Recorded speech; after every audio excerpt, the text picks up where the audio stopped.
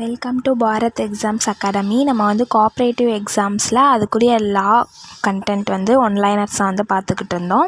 10 யூனிட்ஸுமே பார்த்துட்டோம். இப்போ 10 யூனிட்ஸுமே இருக்கக்கூடிய முக்கியமான சட்டங்கள், பிரிவுகள், விதிகள், முக்கியமான வருடங்கள் அது எல்லாமே வந்து இப்போ வந்து ஒரே வீடியோவில் பார்த்துடலாம். ஓகேங்களா? 10 யூனிட்ஸ்குள்ளே இருக்க முக்கியமான கண்டென்ட், முக்கிய குறிப்புகள் தான் நம்ம இன்றைக்கி பார்க்க போகிறோம். ஓகேங்களா? இந்த எக்ஸாம்ஸ்க்குரிய study material, online classes, test batch எல்லாமே வந்து நம்ம அகாடமியில் வந்து அவைலபிளாக இருக்குது. ஸோ வில்லிங் ஸ்டூடெண்ட்ஸ் வந்து காண்டாக்ட் பண்ணுங்கள். வாங்க பார்க்கலாம். ஃபஸ்ட் யூனிட்க்குரிய முக்கிய குறிப்புகள் பார்க்கலாம். ஃபஸ்ட் யூனிட் என்னென்னா இந்திய சட்ட வரலாறு. இந்திய சட்ட வரலாறில் ஃபஸ்ட்டு சர் ஃப்ரெட்ரிக் நிக்கல்சன் அறிக்கை வந்து 1895ஆம் ஆண்டு வந்து வெளியிடப்பட்டது. சர் ஃப்ரெட்ரிக் நிக்கல்சன் அறிக்கை 1895. பஞ்சக்குழு அறிக்கை வந்து 1901. கூட்டுறவு கடன் சங்கங்களின் சட்டம் 1904. இந்த கூட்டுறவு கடன் சங்கங்களின் சட்டத்தில் மொத்தம் 29 சரத்துக்கள் வந்து இருந்தது. அதே மாதிரி 1912ஆம் ஆண்டு கூட்டுறவு சங்கங்களின் சட்டம் வந்துச்சு. அதில் 56 சரத்துக்கள் இருந்தது. 1919 மாண்டேகு சேம்ஸ்போர்ட் சீர்திருத்தம்.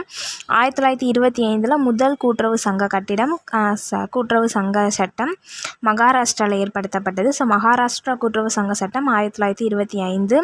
1932 வந்து தமிழ்நாடு கூட்டுறவு சங்க சட்டம். இதில் மொத்தம் 66 சரத்துக்கள் இருந்தது. 1934 கூட்டுறவு நில அடமான வங்கிகள் சட்டம். இதில் மொத்தம் 38 சரத்துக்கள் இருக்குது. 1954 அகில இந்திய கிராம கடன் மதிப்பீட்டு குழு. 1961 தமிழ்நாடு கூட்டுறவு சங்கங்களின் சட்டம். 122 சரத்துக்கள் மொத்தம் இருக்குதுல. 1983 தமிழ்நாடு கூட்டுறவு சங்கங்களின் சட்டம். 184 சரத்துக்கள் இருக்குது. 1988 கூட்டுறவு சங்கங்களின் சட்ட விதிகள். மொத்தம் 190 விதிகள் இருக்குது. ஓகேங்களா? இது ஃபுல்லாமே வந்து ஃபஸ்ட் யூனிட்க்குரிய முக்கியமானது. அதே மாதிரி கூட்டுறவு சங்கத்தை பதிவு செய்தல் செகண்ட் யூனிட்டில் இருக்கக்கூடிய பிரிவு 4ல் வந்து பதிவு செய்யக்கூடிய சங்கங்கள். பிரிவு 6 பதிவுக்கான நிபந்தனைகள். பிரிவு 8 பதிவுக்கான விண்ணப்பம். பிரிவு 9 பதிவு செய்தல். பிரிவு 10 பதிவு சான்று. பிரிவு 11 விதி 9 துணை விதி திருத்தம். பிரிவு 12 கட்டாய துணை விதி திருத்தம் செய்ய கோரும் அதிகாரம். விதி 3 பதிவுக்கான விண்ணப்ப படிவம் 1. விதி 4 முதன்மை அமைப்பாளர் கடமைகளும் பொறுப்புகளும். விதி 6 துணை விதியின் பொருளடக்கம். விதி 7 பதிவு செய்ய பெறப்பட்ட விண்ணப்பத்தின் மேல் பதிவாளர் எடுக்க வேண்டிய நடவடிக்கைகள். விதி 8 பதிவான சங்கம் தன் வேலையை துவக்குதல். விதி 19 சிறப்பு துணை விதி திருத்தம். பிரிவு 17 சங்கத்தை வேறு பிரிவு மற்றும் வகை சங்கமாக மாற்றுவதற்குரிய நிபந்தனைகள். இங்கே செகண்ட் யூனிட்டில் இருக்கக்கூடிய முக்கியமான பிரிவுகள் மற்றும் விதிகள் இது. நெக்ஸ்ட் தேர்ட் யூனிட் பார்த்திங்கன்னா பிரித்தலும் இணைத்தலும். அதில் பிரிவு 13 விதி 18 சங்கத்தை பிரித்தல். பிரிவு 13 2 விதி 18 2 சங்கத்தை இணைத்தல். விதி 16 இணைப்பு பேரவை நடத்துவதற்கான தலைவரை தேர்ந்தெடுத்தல். பிரிவு 14 விதி 17 பொது நன்மை கருதி பதிவாளர் இணைத்து ஆணையிடுதல். கம்பல்சரி அமெங்கமேஷன். பிரிவு 19 மாநில அளவு ஒரு கூட்டுறவு ஒன்றியம், மாவட்ட கூட்டுறவு ஒன்றியம் இருக்க வேண்டும் அப்படின்றது பிரிவு 19. பிரிவு 20 வந்து மாநில கூட்டுறவு ஒன்றியத்திற்கு மாவட்ட கூட்டுறவு ஒன்றியங்கள் ஆண்டு சந்தா செலுத்த வேண்டும் அப்படின்றது பிரிவு 20. விதி 18 வந்து விண்ணப்பத்தில் இணைப்பு பேரவை கூட்ட தலைவரும் இணைய விரும்புகின்ற ஒவ்வொரு சங்கத்தின் சார்பிலும் ஒரு இயக்குனரும் கையெழுத்திட வேண்டும் அப்படின்றது விதி 18. அதே மாதிரி பாடம் 4ல் கூட்டுறவு சங்க உறுப்பினர்கள் சம்பந்தமான பிரிவு. பிரிவு 21 உறுப்பினருடைய தகுதிகள். பிரிவு 22 இணை உறுப்பினர்கள். பிரிவு 23 விதி 33 அண்ட் 34 உறுப்பினர் தகுதியின்மைகள். பிரிவு 24 விதி 36 சங்கத்தின் சேவையை பெறுவதற்கான உரிமை. பிரிவு 25 விதி 37 அண்ட் 39 உறுப்பினரை நீக்குதல். பிரிவு 26 விதி 38 வாக்களிக்கும் உரிமை. பிரிவு 27 விதி 40 உறுப்பினர் தன் சம்பந்தமான கணக்குகளை ஆய்வு செய்யும் உரிமை. பிரிவு 28 29 விதி 41 உறுப்பினர் பங்கு மாற்றம். 1872 இந்திய ஒப்பந்த சட்டம், அதாவது உறுப்பினரோட தகுதியை பற்றி சொல்லக்கூடிய சட்டம் இந்திய ஒப்பந்த சட்டம் 1872. இது வந்து பாடம் 4ல் இருக்கக்கூடிய சட்டங்கள். ஓகேங்களா? பிரிவுகள் மற்றும் விதிகள். அதே மாதிரி பாடம் 5ல் இருக்கக்கூடிய கூட்டுறவு சங்கத்தின் நிர்வாகம் சார்ந்த பிரிவுகள். பிரிவு 32 பேரவை கூட்டங்கள். விதி 46 பேரவை கூட்டத்திற்கான நடைமுறைகள். விதி 47 பிரதிநிதித்துவ பேரவை நடைமுறைகள். பிரிவு 33 நிர்வாகக்குழு அமைப்பு மற்றும் கூட்டங்கள். பிரிவு 33ல் A and B நிர்வாகக் குழுவின் எண்ணிக்கை. பிரிவு 33A கூட்டுறவு சங்கங்களுக்கான தேர்தல் ஆணையம். விதி 52 நிர்வாகக் குழு தேர்தல் நடத்துதல். விதி 52ல் A தேர்தல் ஆணையத்தின் அதிகாரங்கள் மற்றும் செயல்பாடுகள். பிரிவு 34 நிர்வாக உறுப்பினர்களின் தகுதியின்மைகள்.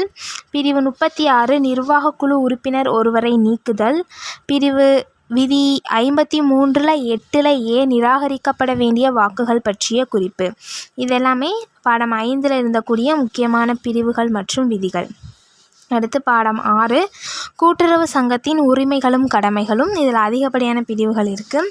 பிரிவு 37 சங்கங்களின் முகவரி. பிரிவு 38 உறுப்பினர்களின் ஆய்வுக்கு கட்டணமின்றி உறுப்பினர்களுடைய ஆய்வு, அதுதான் 38. பிரிவு 39 சட்டப்பூர்வ நிறுவனம். பிரிவு 40 அசையும் சொத்துக்கள் மீதுள்ள முதல் உரிமை. பிரிவு 41 அசையா சொத்துக்கள் மீதுள்ள முன்னுரிமை. பிரிவு 42 உறுப்பினர்களின் முதலீடுகள் மீது உரிமை. பிரிவு 43 நிதி வழங்கும் வங்கிக்கு சில நிதிகளின் மீது உரிமையின்மை. பிரிவு 44 சில நிதிகள் மீது ஜப்தி செய்ய தடை. பிரிவு 45 சங்கத்தின் நிதியை ஜப்தி செய்ய தடை. பிரிவு 46 உறுப்பினர் பெயரேடு. பிரிவு 47 விதி 24 அசலின் நகலினை ஆதாரமாக ஏற்றுக்கொள்ளுதல். பிரிவு 48 சம்பளம் ஊதியம் பணிக்கொடையிலிருந்து பிரித்தம் செய்வது. பிரிவு 49 சங்கத்தின் பங்கு மற்றும் கடனீட்டு பத்திரங்களை கட்டாய பதிவு செய்வதிலிருந்து விலக்கு அளிப்பது. 1908 இந்திய பதிவு சட்டப்பிரிவு. பிரிவு 50 1864 நிலவரி வசூல் சட்டம். பிரிவு 51 முத்திரைத்தாள் மற்றும் பதிவு கட்டணம் விதிவிலக்கு. 1899 இந்திய முத்திரைத்தாள் சட்டம். விதி 20 கூட்டுறவு சங்கங்கள் பராமரிக்க வேண்டிய புத்தகம். விதி 80 எளிதில் பணமாக்கும் ஆதாரங்கள் பதிவேடு இட்டு வைப்புகள். இது 21 சங்கங்கள் பராமரிக்கும் ஆவணங்கள் கதுக்கு பதிவேடுகள் எவ்வளவு காலம் வைத்திருக்க வேண்டும். பாடம் 7ல் பார்த்தீங்கன்னா கூட்டுறவு சங்கங்களுக்கு அரசின் உதவிகள். அதில் பிரிவு 52 என்ன சொல்லுதுன்னா கூட்டுறவு சங்கங்களில் அரசு நேரடியாக பங்கு முதலீடு செய்யலாம். பிரிவு 53 முதன்மை பங்கு மூலதன நிதி.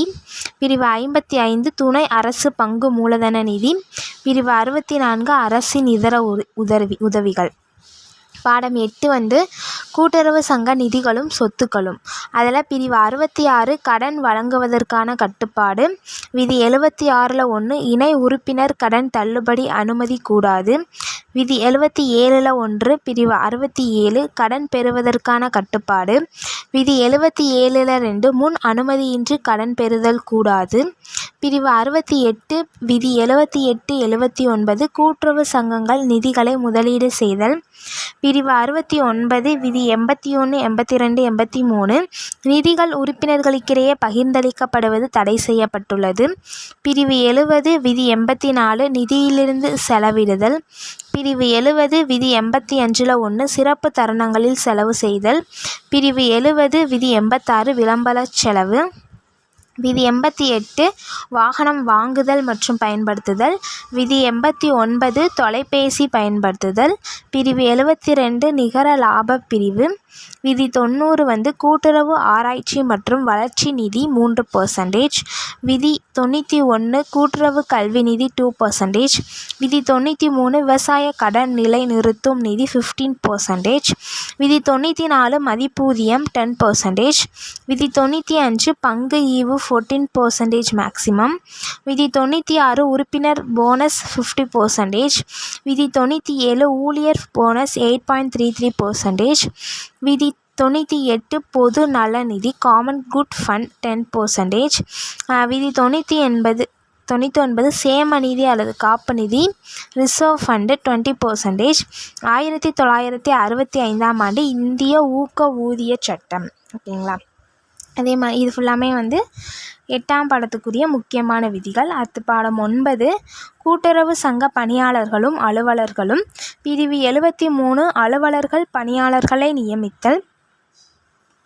பிரிவு 74 பணியாளர் தேர்வுக்குழு. விதி 150, 151 பணியாளர் தேர்வு நடைமுறைகள் நடவடிக்கைகள். பிரிவு 75 பொதுப்பணி நிலை தரத்தை ஏற்படுத்துதல். பிரிவு 76 சங்க அலுவலரை அல்லது பணியாளரை பதிவாளர் தற்காலிக பணி நீக்கம் செய்தல். பிரிவு 76 ஏ பதிவு செய்யப்பட்ட சங்கத்தின் தலைவர் அல்லது துணைத் தலைவர் தற்காலிகமாக பதவி நீக்கம் செய்தல். எப்போ அமல்படுத்தப்பட்டதுன்னா 26/2/2020 அப்போ அமலுக்கு வந்தது.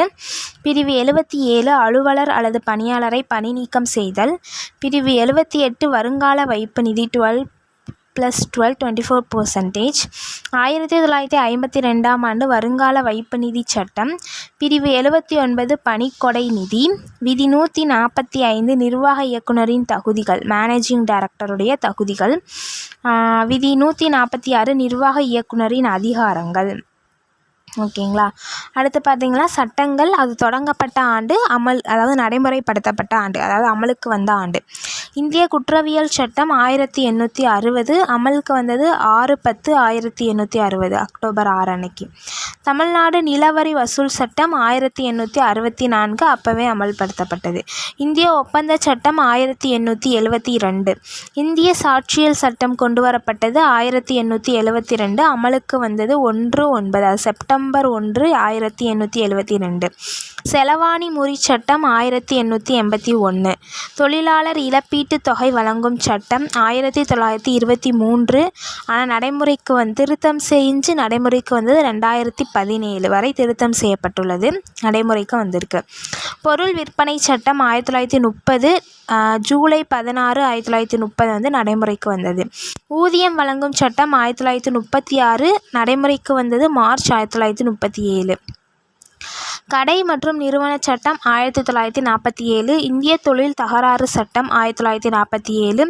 வங்கி ஒழுங்காற்று சட்டமும் கூட்டுறவு வங்கிகளும் 1949 விரிவாக்கப்பட்டது மார்ச் 10 1966. தொழிலாளர் வருங்கால வைப்பு நிதி சட்டம் 1952. இதோட ஓய்வூதிய திட்டத்தையும் இணைச்சது 1971. உணவு கலப்பட தடுப்பு சட்டம் 1954 இது நடைமுறைக்கு வந்தது 1955 ஜூன் 15. அத்தியாவசிய பொருட்கள் சட்டம் ஈசி ஆக்ட் 1955. எடையளவு சட்டம் 1958. மகப்பேறு சலுகை சட்டம் 1961 நடைமுறைக்கு வந்தது நவம்பர் 1 1963. இந்திய வருமான வரி சட்டம் 1961. இந்திய வரையறை சட்டம் 1963. இந்திய ஊக்க ஊதிய சட்டம் 1965 ஆனால் 2019 வரை திருத்தம் செஞ்சுருக்காங்க. பணியாளர் பணிக்கொடை சட்டம் 1972 நடைமுறைக்கு வந்தது செப்டம்பர் 16 1972. தமிழ்நாடு பிழைப்பூதியம் வழங்கும் சட்டம் ஜூலை 21 1981 நடைமுறைக்கு வந்தது செப்டம்பர் 1 1982. சர்ஃபே 61 ஆக்ட் 2002 நடைமுறைக்கு வந்தது 21/6/2002. தகவல் அறியும் உரிமை சட்டம் 2005 நடைமுறைக்கு வந்தது அக்டோபர் 12 2005. அதோடைய விதி பற்றி சொன்னது 2012 31/7. உணவு பாதுகாப்பு மற்றும் தரங்கள் சட்டம் 2006 நடைமுறைக்கு வந்தது ஆகஸ்ட் 23 2006. சரக்கு மற்றும் சேவை வரி சட்டம் ஜிஎஸ்டி ஆக்ட் 2017 நடைமுறைக்கு வந்தது 17 மசோதா தாக்கல் செய்யப்பட்டது, நடைமுறைக்கு வந்தது 2017 1/7/2017 ஜூலை 1. நுகர்வோர் பாதுகாப்பு சட்டம் கொண்டு வரப்பட்டது 2019 ஆகஸ்ட் 9 நடைமுறைக்கு வந்தது ஜூலை 2020. ஓகே, நம்ம எல்லா லெசன்ஸில் இருக்கக்கூடிய இம்பார்ட்டண்ட் லாஸ் பார்த்துட்டோம், இம்பார்ட்டண்ட் சட்டங்கள், அது எந்த ஆண்டு வந்தது, எந்த ஆண்டு நடைமுறைப்படுத்தப்பட்டது அப்படி சொல்லி எல்லாமே பார்த்துட்டோம். ஸோ கண்டிப்பாக இந்த முக்கியமான இதுக்கு முன்னாடி இருக்க வீடியோ எல்லாருமே கண்டிப்பாக பார்த்துருங்க. அது கொஞ்சம் ப்ரீஃபாக இருக்கும். இதில் இம்பார்ட்டண்ட் லாவும் அதுக்குரிய பிரிவுகள் எந்தெந்த லா நம்பர்ஸ் அது மட்டும்தான் அதில் பார்த்துருக்கோம். ஸோ கண்டிப்பாக இது எல்லாமே நோட் பண்ணி வச்சு பார்த்துக்கோங்க. இதில் ரொம்ப இம்பார்ட்டண்ட்டான லாஸ் மட்டும்தான் நம்ம கொடுத்துருக்கோம். கண்டிப்பாக இதில் கொஸ்டின் ஆன்சர் வரும். ஓகேங்களா. Thank you so much.